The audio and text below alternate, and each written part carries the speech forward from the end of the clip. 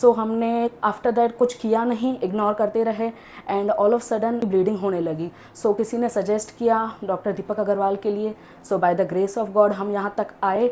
आज मैं आपके साथ अपना एक ऐसा एक्सपीरियंस लेके आया हूँ कि जिस पे मेरी बात हमेशा सच साबित होगी। कि मैं हमेशा बोलता हूँ कि अपनी बीमारी के बारे में जानो, समझो और उसको प्रिवेंट करने की कोशिश करो, यानी उसको आगे बढ़ने की कोशिश करो।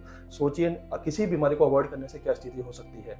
दोस्तों, मेरे पास एक बार मॉर्निंग टाइम में एक पेशेंट का फ़ोन आया कि सर, हमारी माताजी को काफ़ी टाइम से वेरिकोज वेन या पैर में जो फूले हुई वेन्स है वो थी, कुछ गुच्छे भी बने हुए थे। रात को अचानक जब वो सोई तो मिडनाइट को उनकी नींद खुली तो उन्होंने देखा कि उनके पूरे बेड पे ब्लड हो रखा है, उनकी पूरी ज़मीन पे ब्लड हो रखा है। मैं ये मान के चल रहा हूँ कि उनके जो वेन का जो गुच्छा था उनके खुद के पैर की किसी चोट की वजह से, पैर से पैर टच होने की वजह से वो फट गया होगा और जिसकी वजह से इतना ब्लीडिंग हुई होगी। दोस्तों, विश्वास करिए, मेरी लाइफ में मैंने हार्ड चीज़ों से टकराने के बाद वेरिकोज वेन से ब्लड निकलते हुए तो हम जानते हैं, लेकिन अब खुद के ही पैर की बिना किसी चोट आराम से आप सो रहे हो और उससे ब्लड इतना निकल जाए, ये मैंने भी पहली बार देखा था।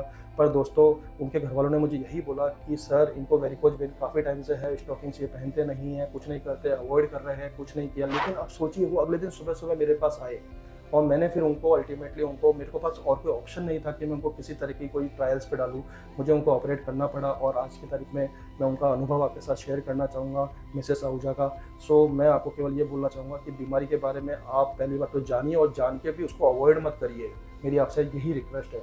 मैं यूट्यूब का वीडियो बनाने का ओनली एंड ओनली एम केवल एक ही है कि पब्लिक अवेयरनेस वास्तव में आप लोग जगो। क्योंकि मेरे पास डॉक्टर इंजीनियर्स के पेरेंट्स भी आते हैं तो मैं उनको भी यही बोलता हूँ कि यार, आप तो डॉक्टर इंजीनियर बन गए हो, सीए बन गए हो, आईएएस बन गए हो, उसके बाद भी आपके पेरेंट्स की ये स्थिति कैसे हुई, आपको पता नहीं पड़ रहा क्या? सो प्लीज़ समझिए। तो आज हम मिलते हैं मिसेस आहूजा से।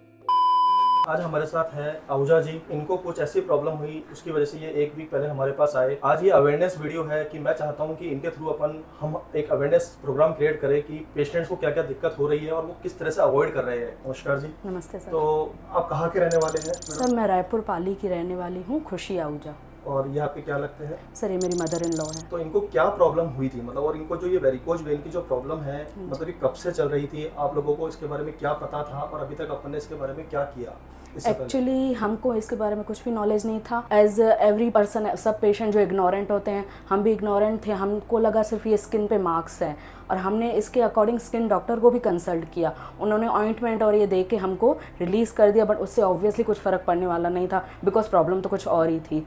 सो हमने आफ्टर दैट कुछ किया नहीं, इग्नोर करते रहे and all of sudden he bleeding होने लगी। सो किसी ने सजेस्ट किया डॉक्टर दीपक अग्रवाल के लिए। So by the grace of God हम यहाँ तक आए एंड बस सिचुएशन तो ये हो गई थी, हमको ऑल ऑफ सडन ऑपरेट ही करना था बिकॉज मेडिसिन या किसी अदर फैसिलिटीज़ से हम इनको क्योर करें वो पॉसिबिलिटी नहीं थी बिकॉज हमारा स्टेज बहुत हाई हो चुका था। तो जो ऑपरेशन हुआ उसमें इनको किसी तरह की कोई प्रॉब्लम हुई या हमने किस विधि से ऑपरेशन किया, कुछ उसके बारे में आप अपने बताना चाहेंगे?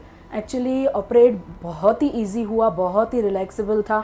विदिन 24 आवर्स तो हम ऑपरेट होने के विदिन 24 आवर्स हम अपने घर पे थे, हमको कोई इशू नहीं हुए एंड मम्मा भी बिल्कुल फाइन है। एक नाइट का स्टे था, वो हम अर्ली मॉर्निंग तो मम्मा बस वॉक भी कर रहे थे, वॉशरूम वगैरह भी अपने आप जा रहे थे। तो आगे के बारे में मैंने जैसे आपको बताया है कि आपको स्टॉकिंग्स पहननी है, ये डिजीज यहाँ ख़त्म नहीं हो रही है, यहाँ से मतलब हमको आगे लाइफस्टाइल मॉडिफिकेशन ज़रूरी है। तो इसके बारे में आप कुछ बताना चाहेंगे कि आपको क्या समझ में आया?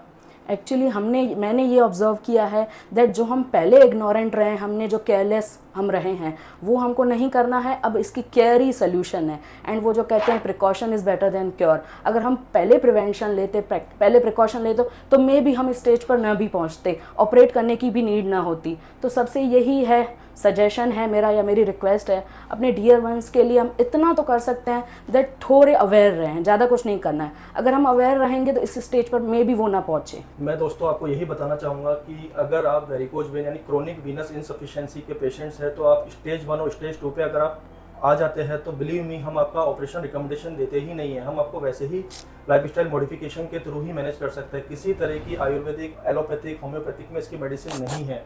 तो इसमें आपको लाइफस्टाइल को ही मैनेज करना है, चेंज करना है, डिजीज़ को समझना है और अवेयरनेस फैलानी है। इसको अवॉइड मत करिए, बिलीव मी, कुछ दिक्कत नहीं है। ये भी एक हर डिजीज़ की तरह एक छोटी डिजीज़ है जो ठीक हो जाएगी। धन्यवाद। Thank you.